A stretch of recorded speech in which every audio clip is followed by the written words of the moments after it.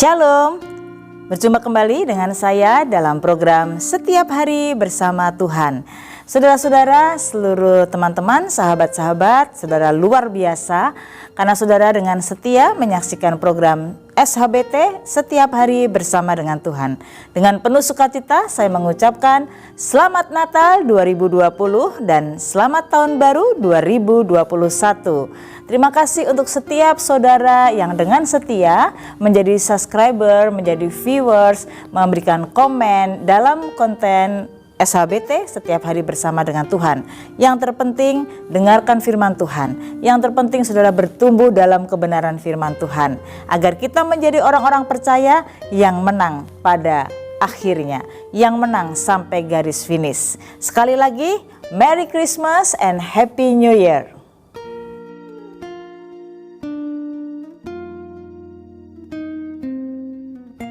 Saudara, hari ini firman Tuhan akan diambil dari Matius pasal yang pertama, ayat yang ke-18 sampai ayat yang ke-25. Kelahiran Yesus Kristus. Kelahiran Yesus Kristus adalah seperti berikut. Pada waktu Maria, ibunya, bertunangan dengan Yusuf, ternyata ia mengandung dari Roh Kudus. Sebelum mereka hidup sebagai suami istri, karena Yusuf suaminya seorang yang tulus hati dan tidak mau mencemarkan nama istrinya di muka umum, ia bermaksud menceraikannya dengan diam-diam. Tetapi ketika ia mempertimbangkan maksud itu, malaikat Tuhan nampak kepadanya dalam mimpi dan berkata, "Yusuf, anak Daud, janganlah engkau takut mengambil Maria sebagai istrimu, sebab anak yang di dalam kandungannya adalah dari Roh Kudus. Ia akan melahirkan anak laki-laki dan engkau akan menamakan dia Yesus, karena dialah yang akan menyelamatkan umatnya dari dosa mereka." Hal itu terjadi supaya genaplah yang difirmankan Tuhan oleh Nabi. Sesungguhnya anak darah itu akan mengandung dan melahirkan seorang anak laki-laki, dan mereka akan menamakan dia Immanuel, yang berarti Allah menyertai kita. Sesudah bangun dari tidurnya, Yusuf berbuat seperti yang diperintahkan malaikat itu kepadanya. Ia mengambil Maria sebagai istrinya, tetapi tidak bersetubuh dengan dia sampai ia melahirkan anaknya laki-laki, dan Yusuf menamakan dia Yesus. Saudara yang kasih dalam Tuhan, hari ini adalah hari yang penuh sukacita. Beberapa hari sebelum kita mengakhiri tahun 2020 ini, tahun yang penuh dengan, mungkin orang berkata tahun yang penuh dengan kekelaman, sebab sepanjang tahun 2020 seluruh bangsa termasuk bangsa Indonesia mengalami pandemi COVID-19. Ada banyak mereka yang akhirnya di PHK, ada banyak anak-anak sekolah yang harus dari rumah, ada semua kegiatan gereja yang akhirnya ditiadakan dan hanya melalui aplikasi, melalui online, saudara. Dan ini semua betul-betul kita tidak pernah menduga.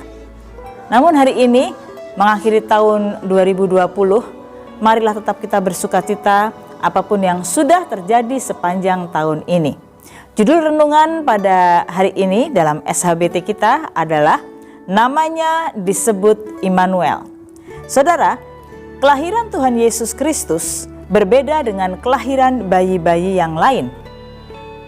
Apa yang membedakannya? Untuk proses persalinannya sama dengan bayi-bayi yang lain, tapi yang saya maksud dengan berbeda, yang membedakan adalah yang pertama, tadi kita sudah baca dalam Matius dikatakan bahwa Yesus dia berasal dari Roh Kudus.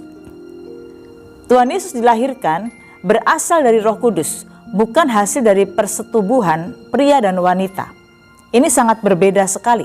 Sepanjang sejarah mencatat dunia ini diciptakan, bahkan mungkin sampai nanti dunia berakhir, tidak ada seorang bayi yang dilahirkan oleh karena Roh Kudus. Dan yang membedakan yang lain, saudara, sepanjang Yusuf dan Maria berjalan, sepanjang Maria masih mengandung Tuhan Yesus bahkan belum melahirkan, ada bintang besar yang menyertai. Dan bintang itu menyinari di mana tempat Maria melahirkan Yesus. Dan bintang besar ini oleh seluruh para cendekiawan, orang-orang pintar pada waktu itu menyatakan bahwa bintang besar ini adalah bintang yang menandakan seorang raja lahir. Ini yang membedakan dari bayi-bayi yang lain. Dan apalagi yang membedakan? Nama. Kalau bayi yang lahir, tentu pasti orang tuanya sudah menyiapkan nama. Entah neneknya, entah kakeknya, entah mungkin kedua orang tuanya pasti sudah menyiapkan nama. Kalau anaknya laki-laki akan dinamakan ini, kalau anaknya perempuan akan dinamakan ini. Tetapi yang unik, yang membedakan kelahiran Yesus Kristus, nama yang diberikan adalah nama yang diberikan dari surga. Sebab malaikat Gabriel yang menyampaikan kepada Maria, engkau akan menamakan dia Yesus. Waktu Gabriel juga berjumpa dengan Yusuf dalam mimpinya, dikatakan anak yang dikandung oleh istrimu akan engkau menamai dia Yesus. Seperti yang tertulis di kitab nabi-nabi sebelumnya dinubuatkan bahwa seorang anak darah itu akan mengandung dan melahirkan seorang anak laki-laki dan dia akan menamakan dia Immanuel. Nama yang disandang Immanuel adalah nama yang luar biasa. Dan masih banyak lagi saudara. Kalau untuk proses persalinannya semua sama. Tetapi yang unik, Yesus kecil yang lahir tidak menyulitkan ibunya, tidak menyulitkan Maria. Yang saya mau bahas dalam renungan ini bukan sekedar proses persalinan dan juga bukan sekedar tanda-tanda yang berbeda saudara. Tetapi yang saya mau sampaikan, namanya adalah Immanuel. Dalam pembacaan Matius tadi, Immanuel artinya Allah menyertai kita. Ini adalah hal yang sangat luar biasa. Allah menyertai kita. Dalam Alkitab, kalimat Tuhan menyertai kita, Allah menyertai kita, ditulis 106 kali, saudara. Kalimat Tuhan menyertai kita, Allah menyertai kita. Untuk orang-orang percaya, ini adalah kata-kata yang tidak asing. Bagaimana Allah, Bapa di surga, Tuhan Yesus Kristus menyertai setiap orang percaya. Dan kita tahu saudara, sebagai orang percaya, Roh Kudus telah Tuhan Yesus kirimkan untuk menyertai saya dan saudara.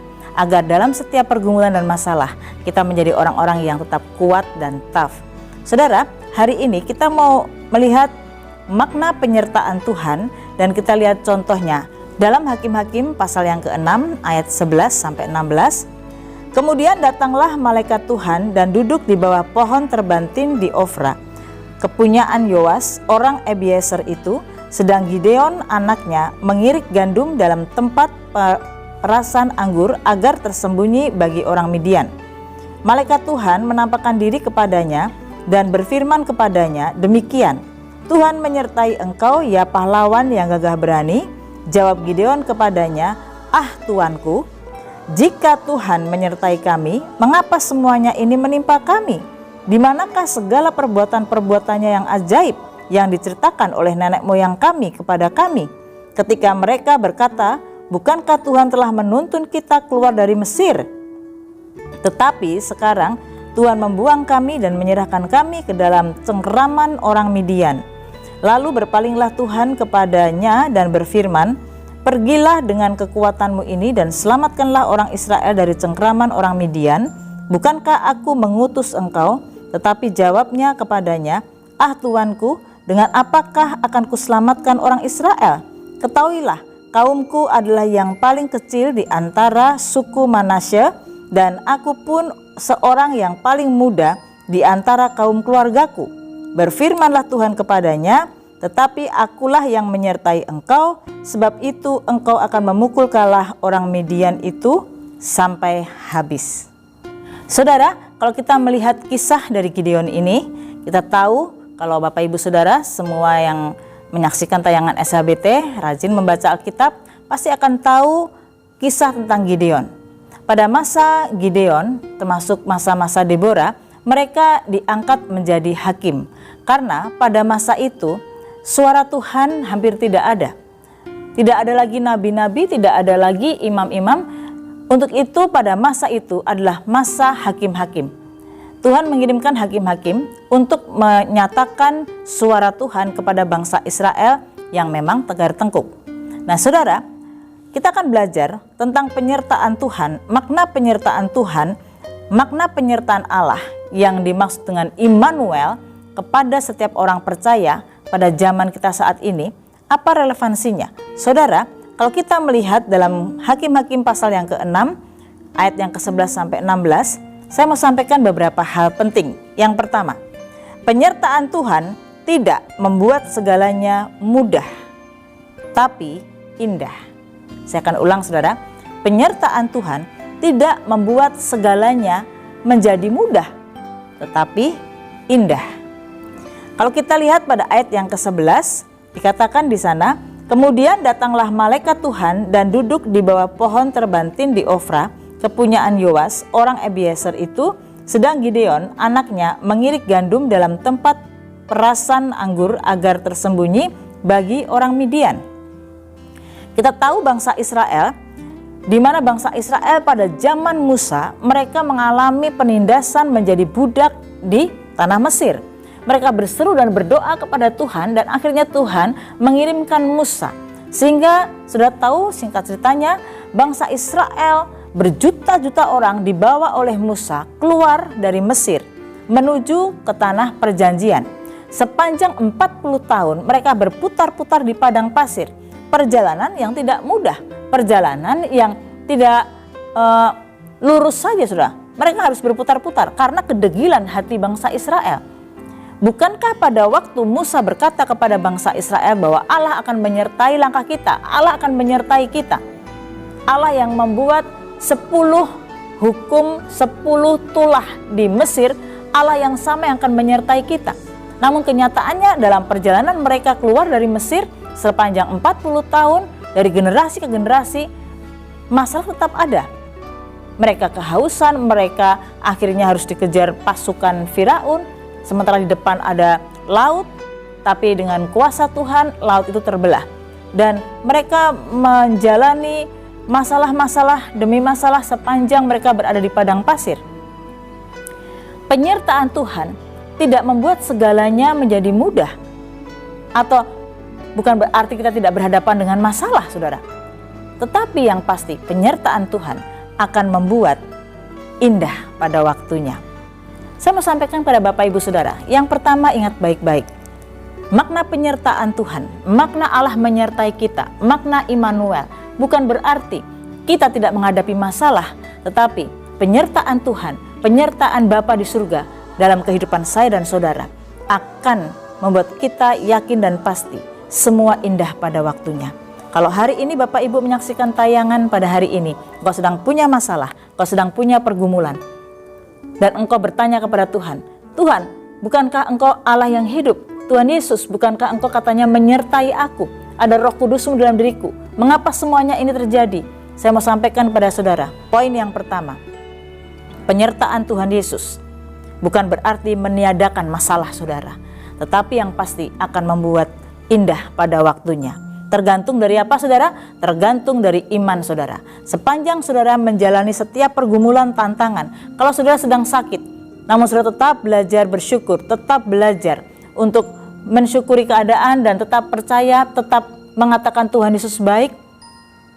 Saya mau sampaikan pada saudara, ada banyak hal yang kita tidak dapat mengerti. Tapi kalau kita berjalan bersama dengan Tuhan, Tuhan menyertai kita, maka semuanya indah pada waktunya. Saya mau sampaikan pada saudara, kalau kita sedang sakit, tubuh kita, fisik kita makin merosot, tapi jangan sampai roh kita menjadi padam. Titik akhir dari kehidupan saya dan saudara, garis finish kita bukan yang ada dalam dunia ini. Saya dan saudara punya target, yang sakit targetnya mau sembuh, yang miskin targetnya mau kaya. Tidak salah saudara, kita punya keinginan tidak salah. Tetapi kalau kita hanya membuat patokan seperti itu, saat itu tidak engkau dapatkan, maka engkau akan goyah imannya. Padahal di luar dari itu semuanya, kita harus tetap punya iman kepada Tuhan. Karena pada akhirnya indah pada waktunya. Mungkin kita tidak sembuh, tapi iman kita tetap kuat dalam Tuhan. Bahkan sampai kita menutup mata, kita berjumpa dengan Tuhan dan Tuhan berkata kepada kita, sabaslah hambaku yang baik dan setia. Maka saudara, indah pada waktunya. Jadi yang pertama, makna penyertaan Tuhan bukan meniadakan masalah, bukan membuat segala sesuatunya mudah, tetapi menjadi indah. Bahkan saat kau punya pergumulan, kalau engkau tetap berada dalam Tuhan, Maka walaupun pedih, walaupun perih, walaupun tidak bisa kita mengerti, tapi kalau kita dekat dengan Tuhan, kita tahu di balik semuanya itu Tuhan sedang mengajar kita, maka semuanya indah. Amin saudara. Yang kedua, kita mau belajar bersama-sama makna penyertaan Tuhan. Penyertaan Tuhan tidak menghilangkan masalah. Seperti yang tadi saya sudah sampaikan di poin yang pertama. Tidak menghilangkan masalah, masalah tetap ada. Saudara, masalah ini menjadi batu pijakan kita untuk kita semakin bertumbuh dewasa dalam Tuhan. Waktu Allah menyertai bangsa Israel, bahkan sampai pada zaman Gideon pun, bangsa Israel tetap menghadapi bangsa-bangsa yang lain yang harus dia perangi.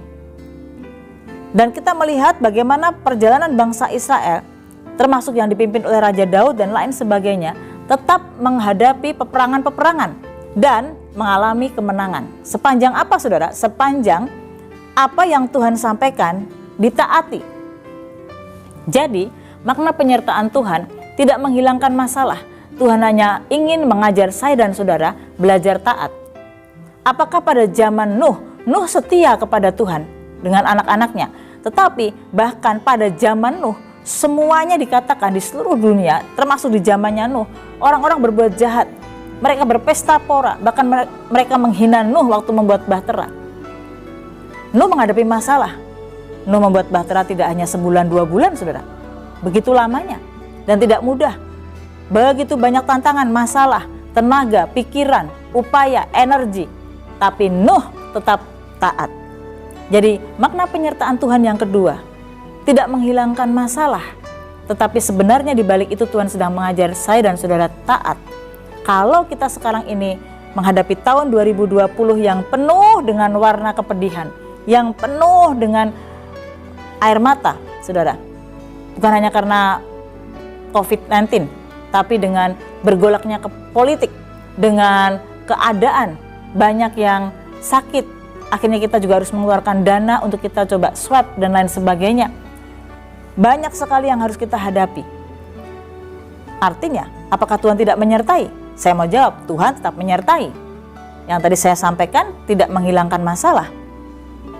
Tapi dengan masalah yang kita hadapi saat-saat ini saudara, keuangan saudara, masalah hubungan saudara, suami istri, hubungan orang tua anak, masalah yang sedang kita hadapi. Kita mau diajar, apakah dengan pergumulan dan masalah itu kita tetap taat kepada Tuhan. Yang ketiga saudara, yang terakhir, makna penyertaan Tuhan. Allah menyertai kita untuk memberikan kemampuan.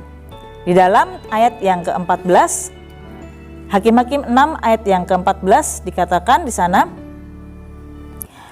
lalu berpalinglah Tuhan kepadanya dan berfirman, pergilah dengan kekuatanmu ini dan selamatkanlah orang Israel dari cengkeraman orang Midian. Bukankah aku mengutus engkau?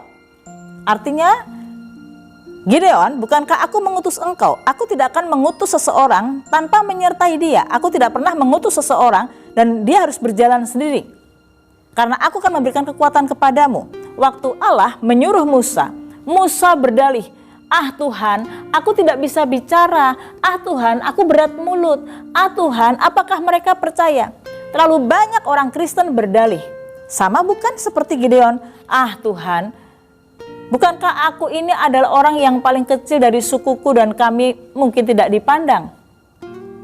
Saudara, yang ketiga, makna penyertaan Tuhan, makna Allah menyertai kita, namanya disebut Immanuel. Allah menyertai kita untuk memberikan kemampuan. Roh Kudus ada dalam diri setiap orang percaya, bila saudara percaya. Tuhan tidak pernah tinggalkan kita sendiri. Saat dia naik ke surga, dia menyerahkan anaknya yang tunggal, dia naik ke surga, mati dan naik ke surga.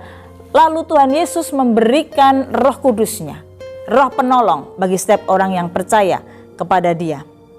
Jadi saudara, kalau Allah menyertai kita, Allah mengutus kita, sama seperti Allah mengutus Gideon, maka dia akan memberikan kemampuan kepada saya dan saudara untuk kita dapat menyelesaikan masalah-masalah kita.